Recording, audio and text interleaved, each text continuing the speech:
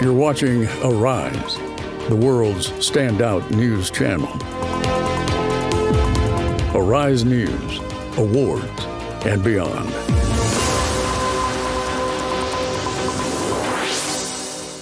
Misinformation, disinformation, and fake news have absolutely no place in our democratic journey. As you have seen today, we have with us the Honorable Minister of Regional Development and that of Livestock Development, of course, with the Honorable Minister of State also for Regional Development. These two ministries happen to be the newest ministries created in the country by President Bola Ahmed Tinubu. The Ministry of Livestock Development was created in July of 2024 to transform Nigeria's multi-billion-dollar livestock potential into actual economic prosperity for Nigerians. While the Ministry of Regional Development was created in October 2024 to oversee the activities of the country's regional development commissions, again created by His Excellency the President Bola Ahmed Tinubu. These two ministries have since hit the ground running, the two ministers. And they are here today with us to shed more light on what they have been doing since the creation of their ministries and what Nigerians expect to see of them going forward. I would like to seize this opportunity to let Nigerians know that these ministerial press briefings will be given the widest possible coverage through both the traditional and the social media platform, as well as also ensuring that feedback mechanism is properly in place. Like I promised during the inauguration of the 2025 ministerial press briefing, this is one of the efforts of the Tinubu administration to ensure that Nigerians are always informed as accurately, as honestly, as transparently as possible about all programs and policies of government. And needless to say, we expect that the Nigerian media, indeed any other media organization, is expected to also report this with utmost care. The idea is that Nigeria is first for all of us, and whatever we do, the interest of our dear country is paramount.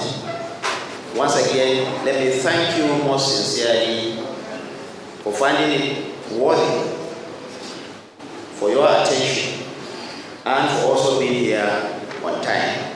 We have promised that we will live here in the next 1.5 hours. Each of these ministers will have 20 minutes to talk about his ministry, and then there will of course be an interactive session with the media so that you can interrogate, ask questions, or make clarifications or comments where necessary.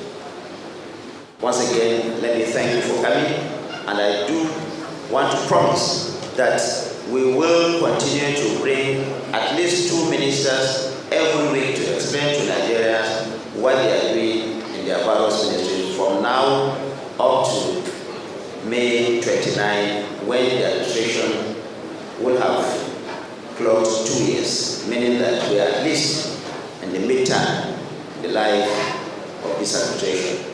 Thank you very much. Thank you for this.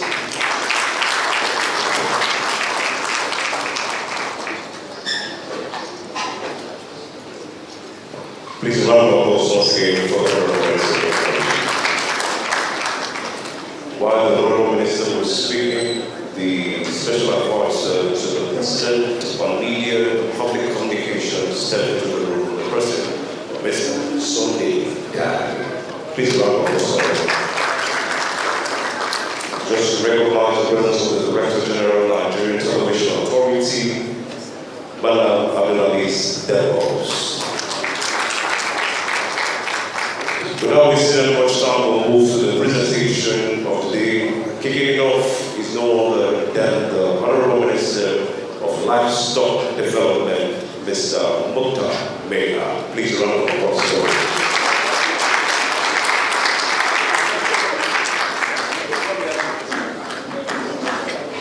I believe we're going to get applause today. How does it go?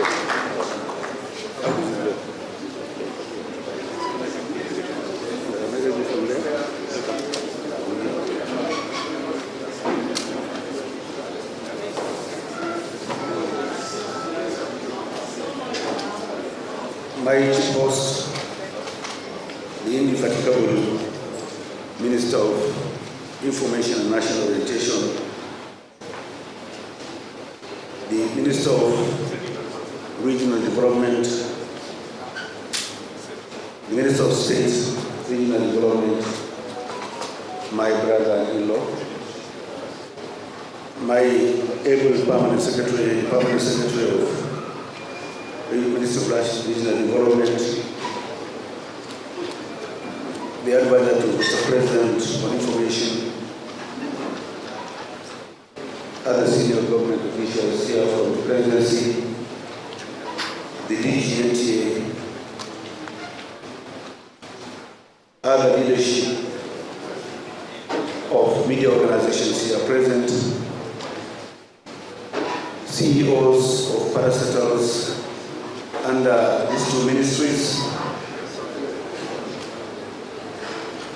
directors from both ministries, my good friends in this progressive journey, members of the press, distinguished ladies and gentlemen, welcome to this maiden press briefing from the youngest ministry, I want to claim that title, and delivered by the pioneer Minister of Livestock, my humble self.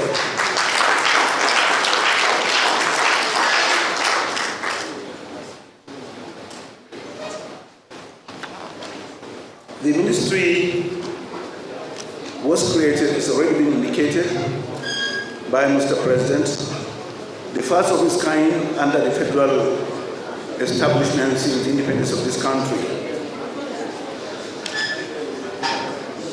Why was this ministry created?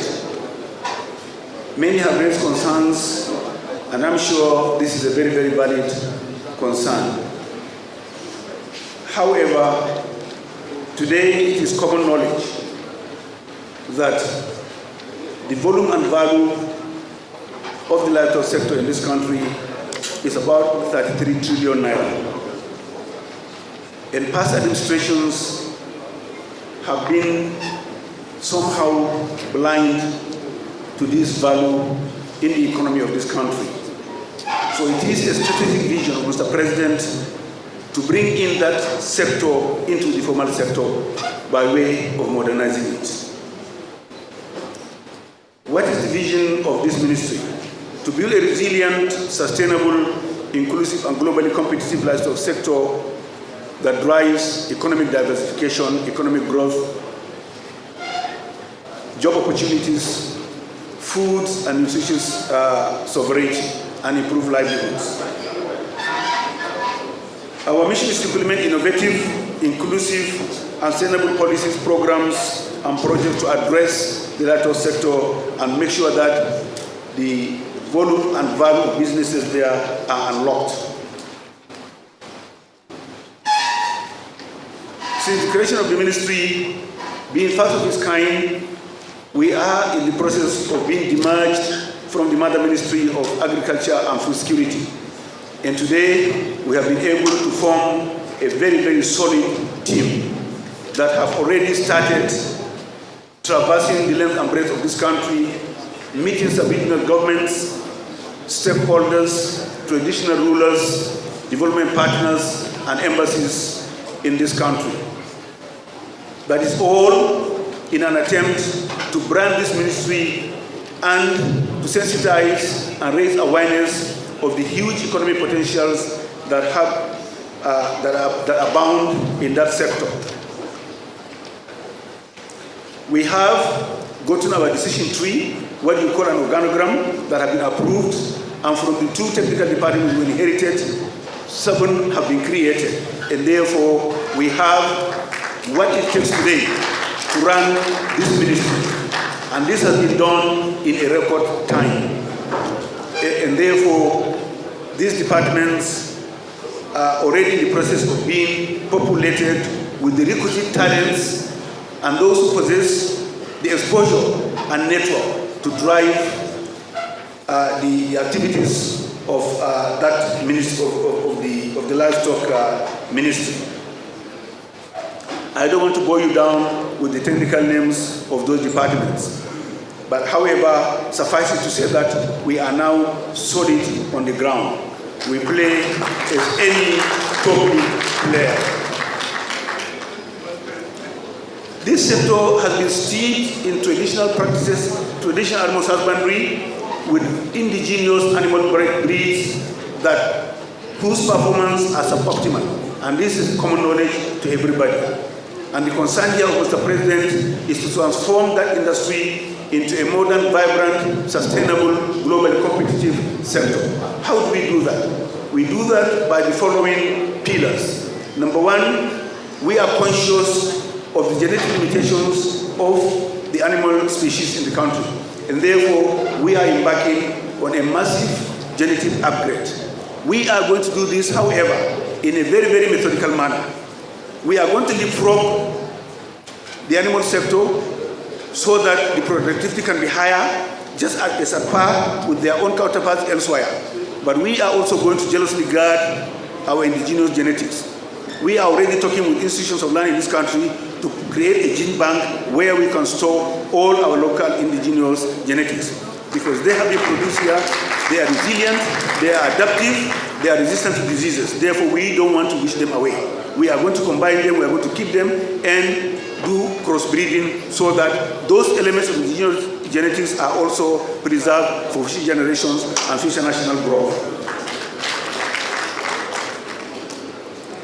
We are also in the ministry very, very conscious of the survival mechanism adopted by breeders and animal livestock breeders in the country.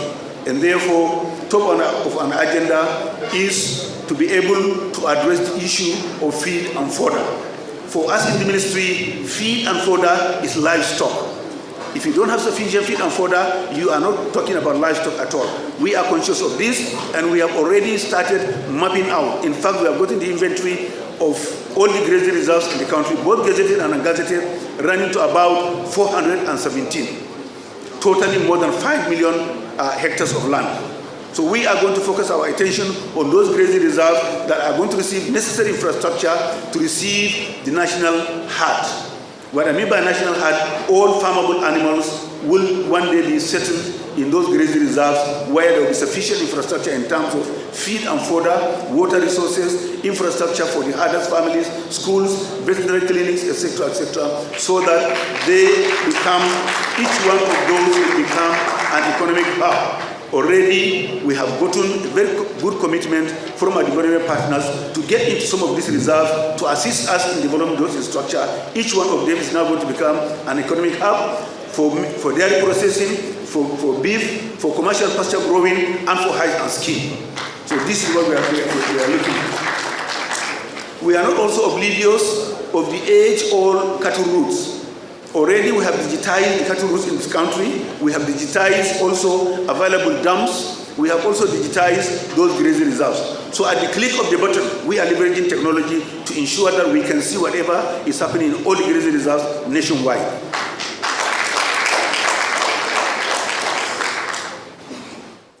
We are also conscious of the issue of data. The last National Livestock Census was done in 1991. We are conscious of that, and whatever figures we give today is based on extrapolations. But however, we will continue to adopt technology to ensure that we have the data that is relevant today, very creative, very robust to capture all the animal resources we have in this country. We will do that to ensure that we also do a lot of tagging and tracing.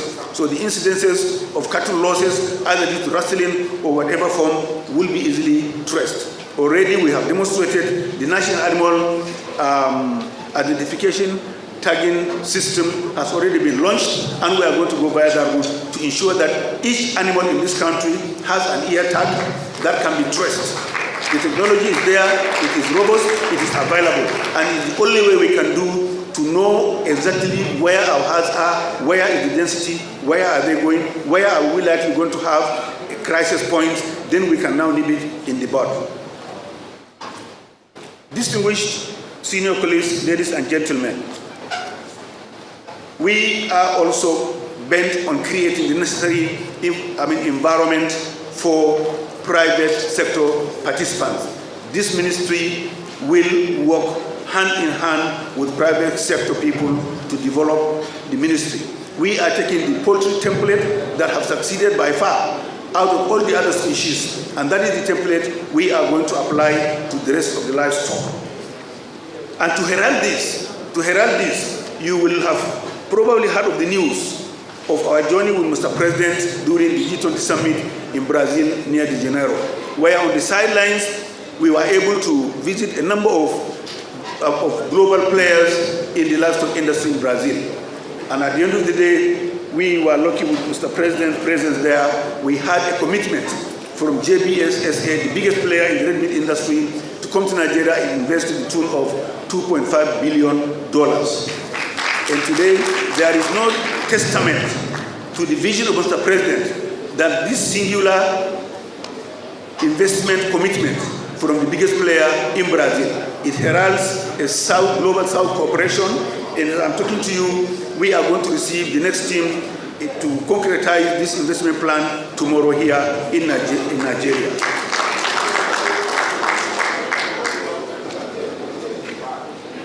We have also had a number of engagements with other private sector investors in this country, as well as international players.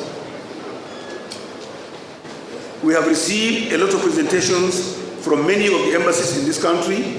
We have received a lot of delegations of businessmen who want to come into the livestock sector and partner with us. Notably here, the US ambassador was with us, the ambassador of France, UK aid, Morocco, China, investments from the PRC in China, Mexico, just to mention a few. Yesterday, I was with a delegation from the French Embassy, Agency France Development. We had very robust discussions, as well as other giant players like Nestle, like Ala, like Danone. All of them came, each one wanting to take a piece of the action, because today that sector has been unlocked and open for business.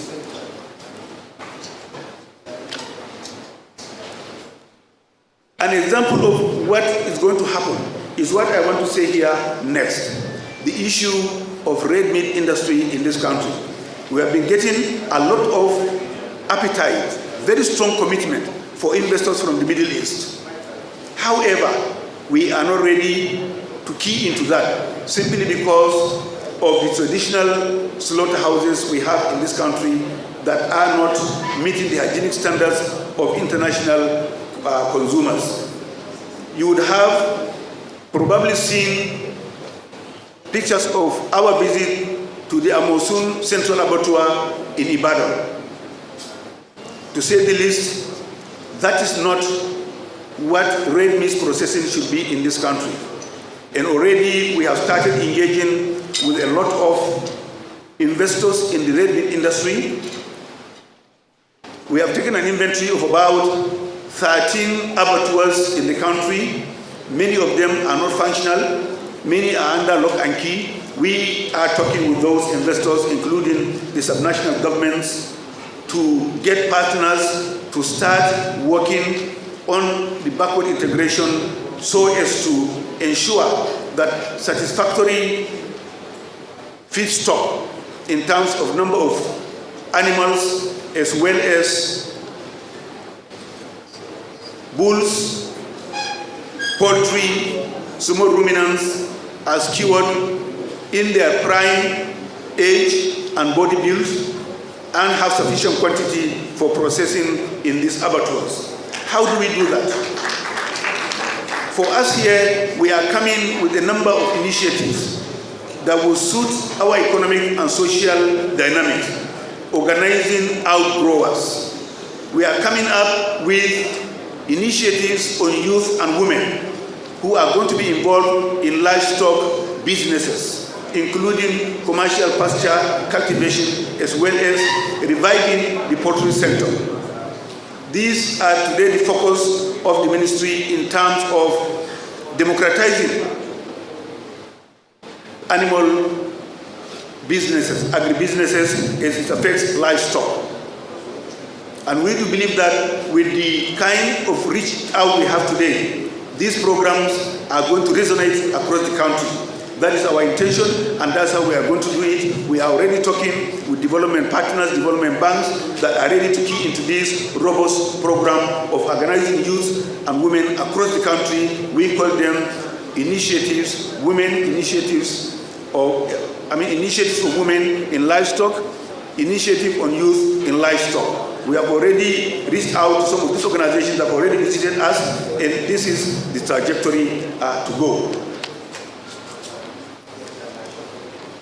Furthermore, we are also leveraging on what is happening today. We have two dominant institutes in the country. One is National Veterinary Research Institute in VOM, that is over 100 years old, but as it is today, it is not in any position because of the obsolescence of their technology and equipment to satisfy our requirement for vaccines across all the species. They are only able to give us 15% of our national requirement, and therefore the intention of the ministry, already that institute has been studied. We have the report is conducted by McKinsey. We are going to embark on a full commercialization of NDRI so that they can be in the position to supply minimum 1.2 billion doses every year, and that will be across the board. Our concern here is about animal health and disease management. If you are not in the position to control and manage endemic diseases, zoonosis diseases, you cannot compete at the international market. And therefore, it is top on our agenda to put that institute in a proper position to be able to satisfy all our vaccine requirements across the species, from poultry to the camel, which is the tallest.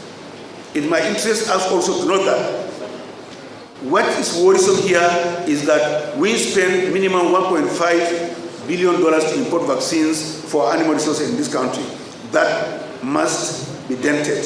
We should be in the position to domicile that money inside this country by building the capacity of NDRI.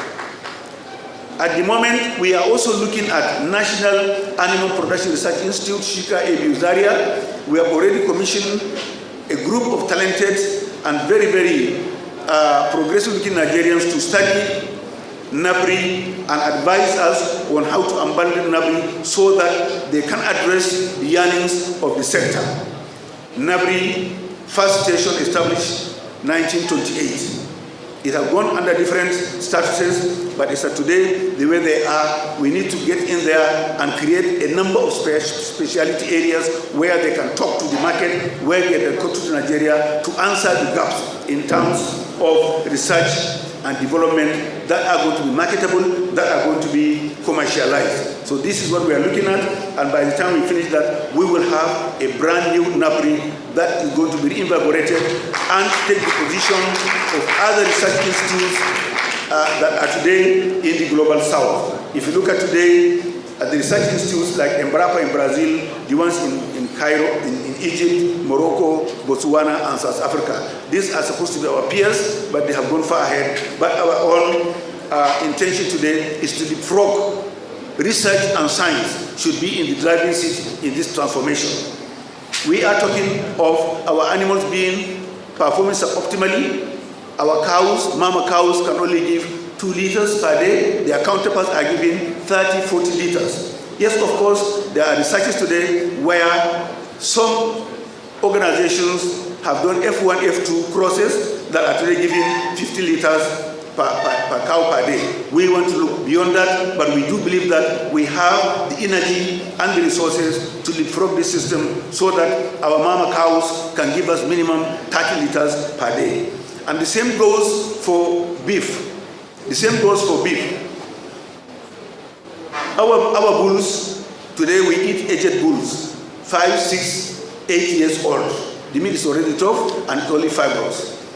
Our intention today is to make sure that we have hybrid bulls at 30 months that can weigh 600 kg. And that is the slaughter weight. At 30 months, minimum 2.5 years. That's what we are looking at. That is our goal, and that is what we are going to do. We are also looking at holistically looking at the current contribution of livestock to GDP, which is the minimum of 5%. Our intention today is to be able to double that number in the not distant future so that at least we can have not less than 10% contribution of livestock to the GDP. That is a tall order, but we believe we can do it because we have the resources to do that. Distinguished ladies and gentlemen, the livestock sector is big enough, and I've just been told that my time is up.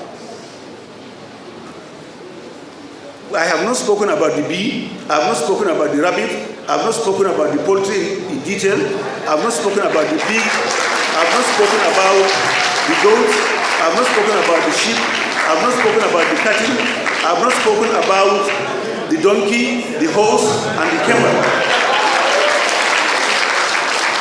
Now, these are the animal species under the ministry. And let me give you an example. Mr. Facilitator, just give me 2 more minutes plus 2. The abattoir we're talking about, let me unlock this to you. The abattoir you're looking at, if you take a cow, for instance, we want a legislation where every cow that is slaughtered in Abuja today is slaughtered under the controlled environment of an abattoir. If you do that, you get the hygiene.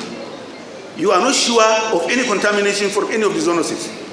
But the business angle is this. If you slaughter 200 cows in an abattoir, the blood will go to a blood bank, and that is a feedstock for fish millers. Each cow has 30 liters of blood. 30 times 200. Each liter is 1,000 naira. Today, without the abattoir, all that resources goes to waste. The solid waste, each cow has 30 kilograms of solid waste after you slaughter it. That will go to making biogas to fire that abattoir. And the excess can also be sent to the national grid. Under this same abattoir, if you debone it, you remove by hydraulic power the meat from the bones. You crush the bone into calcium that will go to animal feed. You remove the bone marrow and send it to pharmaceuticals. You remove the bile from the animal's stomach and export it to China. The hoofs, the horns are also exportable, or you can crush them into calcium.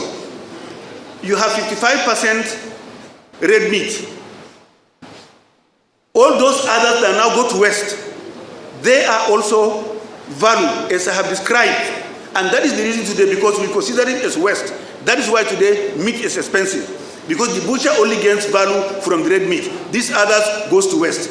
But in this ministry today, our own position, and that's how we are going to raise the consciousness of Nigerians in the animal kingdom, there is no waste. There is no waste. And this is what is hidden in that livestock sector. And imagine the bulls, how many cows we are slaughtering today in this country. And half of what we are wasting in the abattoir or slaughtering all over the place means that we are not gaining that economic value. The hide and skin alone can create 700,000 jobs, about 23 billion naira value. But again, our slaughter process, where we cut the cow's neck and put kerosene on top of the skin to burn it, that is carcinogenic. Or use spent engine oil to burn the skin and scrape it because we feel that we want to eat the meat with the skin. That is not hygienic, It is cancerous, it is dangerous. Ask scientists about this. Even if it is cultural, it is poisonous. It is poisonous culture. Let's conclude it that way. So therefore, we are raising questions of people that some of these practices is what we want to bring to the fore, so that people can know that we are actually eating our own jobs by eating the skin. We are eating our own jobs, and we have our children walking the street looking for jobs, when already have cooked his job and they are eating it by eating this. So therefore, ladies and gentlemen, without sounding offensive about it, I want us to know the hidden value in the livestock sector today. If you process poultry, nothing goes to it. Even the feathers today are crushed into calcium, and some of them are exported. That is the trajectory of the ministry. That is what we are doing. That is the way to go. And we are here today asking investors to come and work with us so that we can realize the full value of what the ministry is intended to achieve. Therefore, honorable ministers, distinguished senior colleagues, ladies and gentlemen, we have a number of species here that I've not spoken about. But I do believe that this engagement will continue. I won't say everything here because our chief host has given me 20 minutes. That is not sufficient for the honeybee. But I've just decided to go across and then give you a nutshell the menu today from the youngest ministry of the Federal Republic of Nigeria, Ministry of Livestock. Once again, distinguished ladies and gentlemen, the government of President Bola Ahmed Tinubu, GCFR, has unlocked the livestock sector, which offers multidimensional progress for everybody.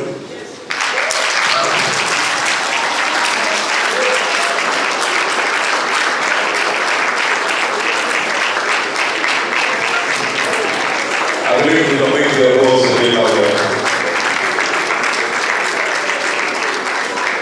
Thank you very much. Thank you very much. I think the Honorable Minister of Livestock Development has done justice to that presentation. And if there is anything I'm taking away from this meeting, as an Honorable Minister, I'll have to reduce the amount of form I consume. Thank you very much, Honorable Minister.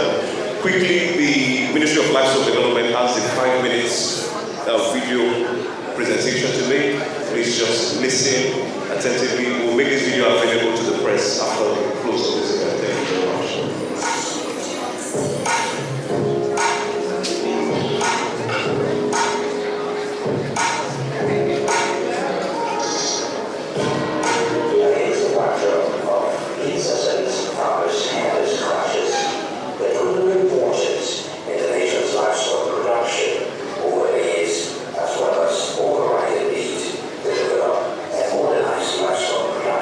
President Bola Ahmed Tinubu took the bold step by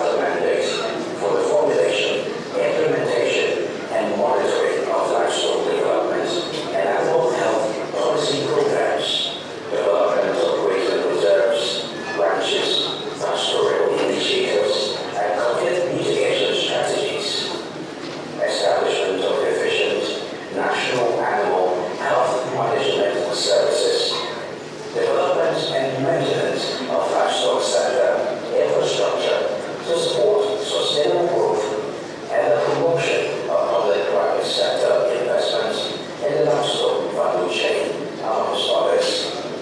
In order to give effect to the take-up of the new ministry, President Bola Ahmed Tinubu on the 10th of July 2024 deployed the pioneer permanent secretary of the ministry, Dr. Chinyere Ijeoma Amujobi, to set up the machinery for effective take-up. The National Livestock Growth Acceleration Strategy, NLGAS 2025 to 2030, is the well-designed plan that has been put in place by the ministry under the leadership of the Honourable Minister to address key challenges in the sector. The plan has 10 key intervention areas, we call them the pillars, and each of the pillars has clearly defined strategic objectives with expected outputs, outcome, as well as timelines, and the key performance indicators that we'll be tracking as we progress. A little bit run through the pillars. Top of that list is livestock value chain development and market access. We have the animal health and resources control. We have feed and fodder development. We have peace building and security. We have women and youths in livestock. We have water management. We have livestock extension, finance and insurance, as well as data and information system. The livestock sector has huge untapped potentials, and under the leadership of Honourable Minister of the Federal Ministry of Livestock Development and under the directive of Mr. President Bola Ahmed Tinubu is working not just hard but smart to ensure that we provide enabling environments for Nigerians to tap into these great potentials. To formalize the policy and administrative machinery of the new ministry, President Bola Ahmed Tinubu on the 23rd of October 2024 announced the appointment of First Minister of the Federal Ministry of Livestock Development, Ide Mukhtar was screened and confirmed by the Senate on the 30th of October 2024 alongside 6 other ministerial nominees. What is happening today in the livestock industry directly have impact on the security of the nation. The killing of women, the killing of your communities, the destruction of farmers, and all sorts of things. Easily 25%. Thank you very much. Please round of applause for the Honourable Minister of Livestock Development and State. Thank you very much. So the wonderful time will quickly take the second presentation, which will last for a period of 20 minutes as directed by our host. Please put your hands together as I invite to the podium the Honourable Minister of Regional Development, Engineer Abubakar Mo, Fellow of the Nigerian Society for Engineers.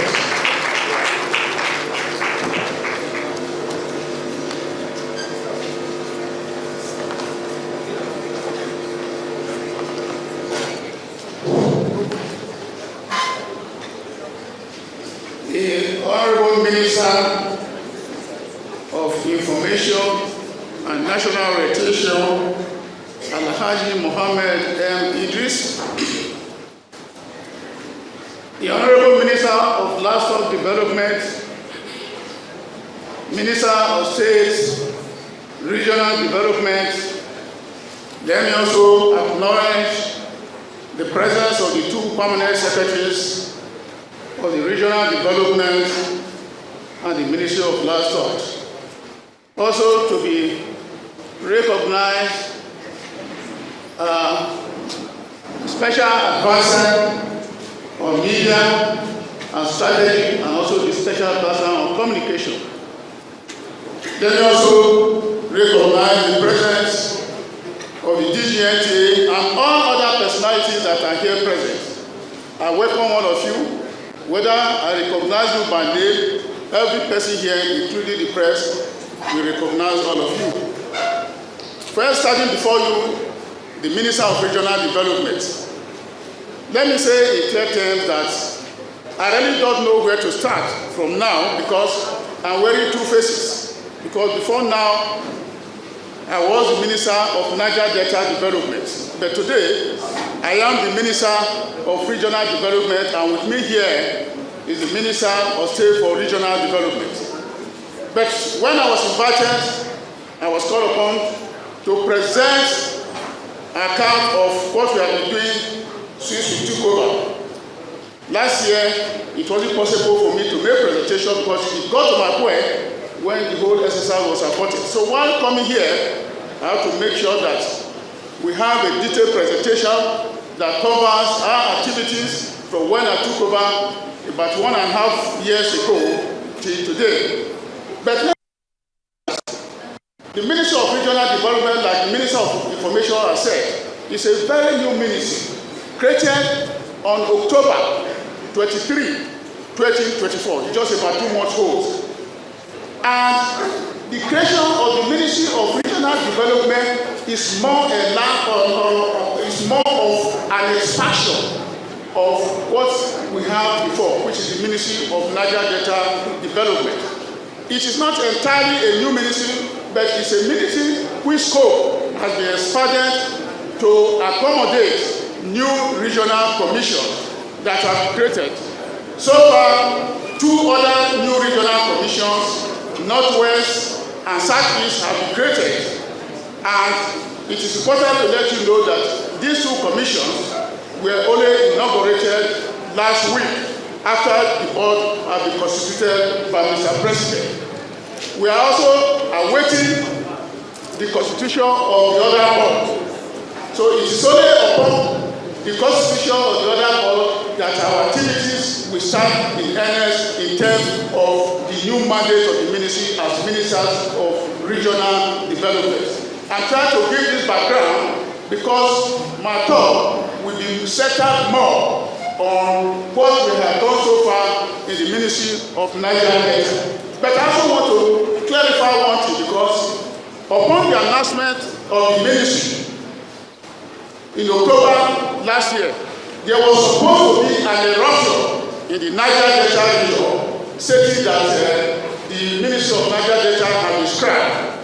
But I quickly ran to one of our foremost leaders, who had just passed on, in the person of Devt, and I was able to brief him extensively on what the new ministry is all about, and that is why it came after such explanation was in the region. Otherwise, they were very much skeptical, believing that the Ministry of Niger Delta. I say this to let the whole world know that the Ministry of Niger Delta is still there. It's under the regional development. It's just for the simple reason that new commissions have been created, and since the creation of the new commission across the entire region, that name cannot fit in properly Niger Delta, because most of these commissions, they operate with outside the Niger Delta region. I don't feel I have to make this clarification so that by the time I'm talking, you know that I'm going to say more about Niger Delta, because for the past 1.5 years, our operation has been in the Niger Delta region. And it is only when the commissions are properly constituted and start operation that our own activity to supervise them will commence. Because our role will be, which is the primary mandate, is to supervise these development commissions. And by the grace of God, those that have been inaugurated, we have already given them a clear course, a roadmap of what they are going to do. Let me say that when we resumed last year, the first thing was to go around the entire Niger Delta region to see for ourselves the problems in this area. And we were able to visit critical stakeholders, including traditional rulers and a number of persons in the Niger Delta region. And you all recall that last year too, all the ministers, including myself, we signed a presidential bond on how we can go about our activities. And we also committed the sole agency under us then, which is NDDC, to sign a bond with the ministry to ensure that the 8 presidential priorities of Mr. President will be followed strictly. Let me also say that, like I said, when the ministry was established, that is, the regional development is to coordinate the activities of the regions. But before then, we were able to coordinate the activities of the Niger Delta region. Now that our mandate has expired, what that means is that we have more responsibilities to handle. But one good thing is that before now, I was the only minister in charge. But today, 2 of us are in charge in the ministry. So, like I said, my presentation will be based more on Niger Delta. And like I said, before the creation of the Ministry of Regional Development, our major responsibility was centered on providing interventions towards improving the socio-economic well-being of the people in the Niger Delta region. With the new mandate, areas of focus, like I said, have extended beyond to coordinate and oversee, supervising all the established commissions across the country. So, like I said, we are going to talk more about 2023 to 2024. Let us get the achievements. The major achievements of the ministry are centered in 5 major areas in infrastructural developments. One, we talk, let us go back to the infrastructure, please. In terms of infrastructural development, we speak to how we can develop and ensure that the road networks in our respective area are enhanced beyond what they are today. By the time we took over, we inherited a number of projects that were ongoing in the ministry in terms of road construction. And under the policy of the ministry, we embarked on the reconstruction and completion of Belegolo-Ogria-Bene Road, which is in Delta State. We also completed the rehabilitation of Okwala, Iburucha Road, Phase 1 in Imo State. And in addition, we also initiated projects in order to meet the infrastructural needs of the region. And such projects include the construction of Oron Road, Northeast, in Edo State. We also embarked on the construction of Lead Road with bridge in Imbese, Imo State. Other areas that we also focused on were the construction of Agoki Mbabo Road, Ikom local government in Cross River State. Then the construction of Biokwa Road, Odupani local government in Cross River. The construction of Ezine, Onwimbo, Ndishi, Idiato, Unuabo local government, South local government road in Imo State. There are quite a number of other lead roads that we embarked upon when we took over. Now we have commenced the process of awarding also major projects, about 8 major projects in the region, and they are waiting for FED approval. I think in a matter of 1 week or 2, by the time the FED commences, we are also going to construct a number of 8 roads within the ministry. Next. Under the 2023 appropriation, we also engaged in water supply projects scheme. We also embarked on the construction of Okuta Community Water Scheme, that's Ogun Community Water Scheme in Warri. We also embarked on the construction of water scheme in Owerri Town in Imo State. There was also the provision of 1 number borehole and overhead and generating sets and recreation in Akwa State. We also had the construction of motorized borehole for communities in Oguta, Ohaji, Egbema, West in Imo State. All of this fell under the 2023 projects of the ministry. In 2024, we have also started the construction of 2 additional boreholes in Ilaje local government in Ondo State. We also provided power solar boreholes in Uweru village in Ugeli North local government. In areas of electricity infrastructure, we have also embarked on a number of projects in rural electricity in the Niger Delta area. One of which is Bese local government of Cross River, Obiako local government. We also talk of Etio in Eleme local government and Kana local government, all in River State. These are areas we intervene in terms of provision of electricity in form of transformer and extension of high tension to various communities. We also completed the installation of 257 mobile solar street lights across the region in 2023. Next. In 2024, we have also embarked on the construction of 7 transformers in various communities and a 2.5 MVA in another community across the Niger Delta region in order to boost power sector in the region and boost economic activities. In the area of inland water development, we have also made inroads, and to harness the economic values of the waterways in the Niger Delta region, we have embarked on the design and construction of jetty projects for water transportation, such as the recently awarded contract for the construction of jetty at Agbobiri, Arobo in Ilaje, Ese Odo local government in Edo State.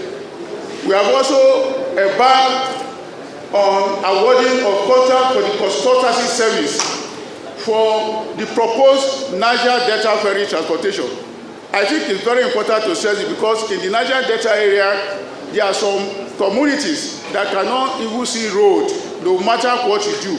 So in order for them to be interconnected with those in the hinterland, there are quite a number of rivers in those areas that can be dredged and then provide ferry services. So a contract consultancy service to this effect will be awarded to a consultant with a view to embark on ferry services in the Niger Delta region. I think in a very short time that will come to reality.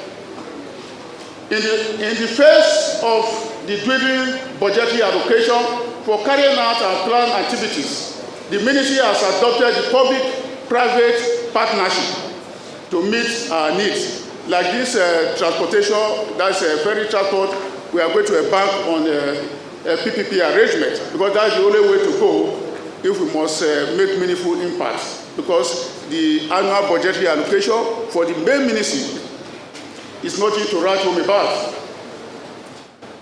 In terms of other infrastructure, we have also embarked on the reconstruction of Owerri Road, which was started before this administration, the dualization of Port Harcourt-Aba Expressway. All these are major roads under the Ministry of Works, but all we do is to intervene, because if you leave the road in the state they are, waiting until the Ministry of Works intervene, we will have a lot of challenge in being able to pass through. The construction of Ogri-Agbende-Torugbeye Road and also the construction of owner-free zone, Nasha Alpha in Imo Rivers.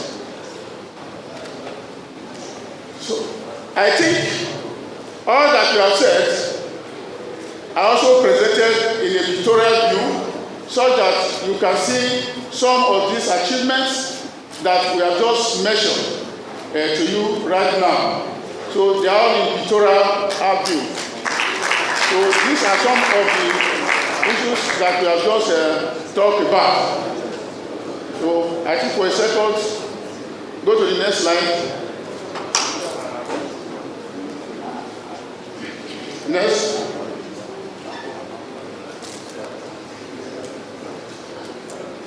Next.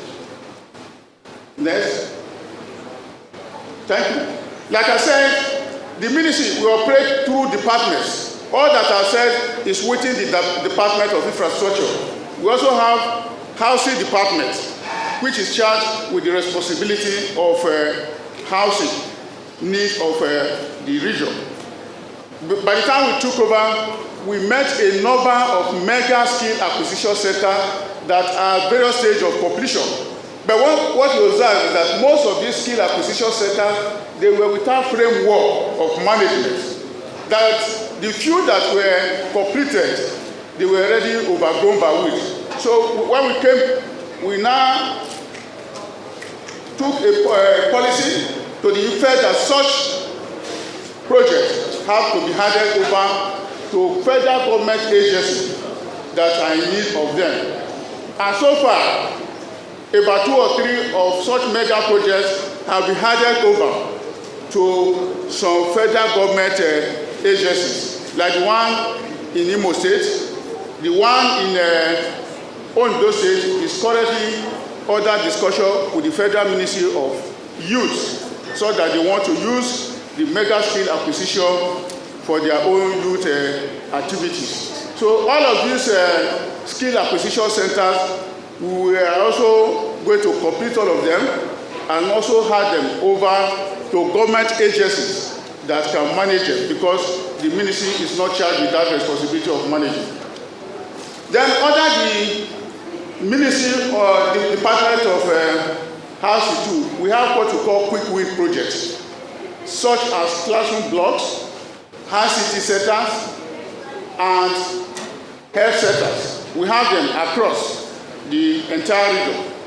Provision of ICT skill development CTB center in Eket, which was done at the cost of 160 million. The rehabilitation and construction and equipping of 20-bed maternal hospital in Ukana, and a host of others. They are all there. So I think we will provide the press with all this information for proper recording.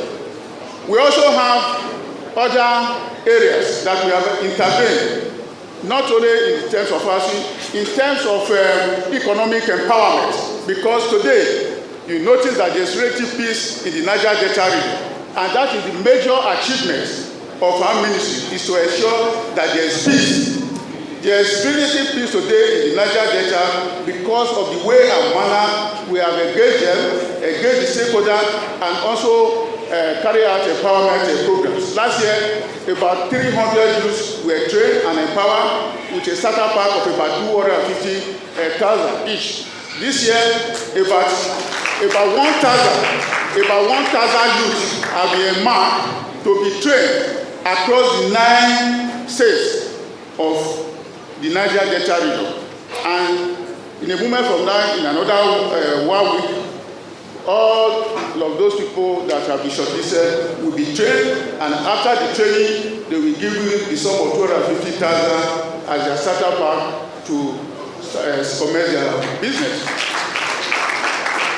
Also, in the area of community development and education, we have also embarked on a number of projects in terms of classroom blocks and also free medical treatment. And recently, we just rounded up our free medical treatment in Edo State, where a number of people were treated free, no payment, nothing.